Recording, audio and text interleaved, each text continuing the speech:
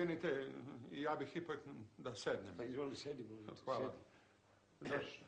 Imam grčeve i malu nesreću. Uzdržite se, Majkoviću, molim vas, bar do kraja uviđaja. A da li biste nešto možda popili ako vam je zlo? Hvala, neću da pijem. Hoćeš možda jednu rakijicu ili kaficu? Neću da pijem. Na dužnosti niti pijemo, niti se intimiziramo. Ja. Dakle, ovo ovdje vam je dnevni boravak, je li? Ovdje nam je i noćni... Ne dam da moja kćerka živi sa ubicom i pijanicom. Zapišite to, ne dam! Ko je bio u WC-u? Pa možete li vi da kucate? Ne treba, on to obično radi nogom. Pitam, ko je bio u WC-u? Ja sam bila. Zašto ste 3 puta povlačili vodu? Da li vi to brojite? A naravno.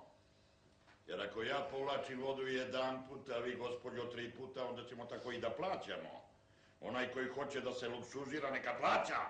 Pa dete, komšija ima proliv. Ako za toliko povlačite vodu 3 puta, onda za mene treba 16!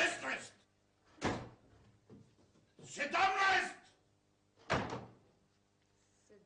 Zapišite i njega, to je on. Ljudi, meni nije dobro.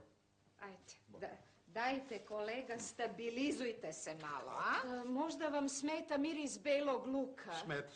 Da, ali znate, mađarski gulaš mora i beli luk i crni Mora, luk i aleva paprika i biber, Mora. a ja, znate, stavljam i malo na vrh noža i cime. Mesto što nabrajate, bolje bi bilo da mu date malo da proba. Jeste. Ma molim vas, od juče u podne ništa u usta nije stavio.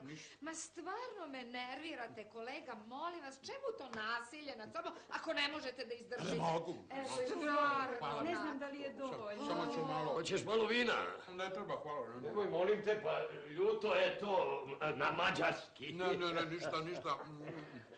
Molim vas, kolegice, samo vi pišite. Pišem. Pišite sve objektivno, znate, ni po babu, ni po sličem, još to odlično, majku. Dobar dan.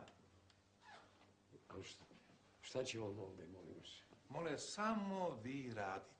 Mislim, kojim pravom je on ovdje, kojom zbrkom? Smirite se, Ciganoviću, ja ovdje samo posmatram da li se sve radi kako treba, ništa više.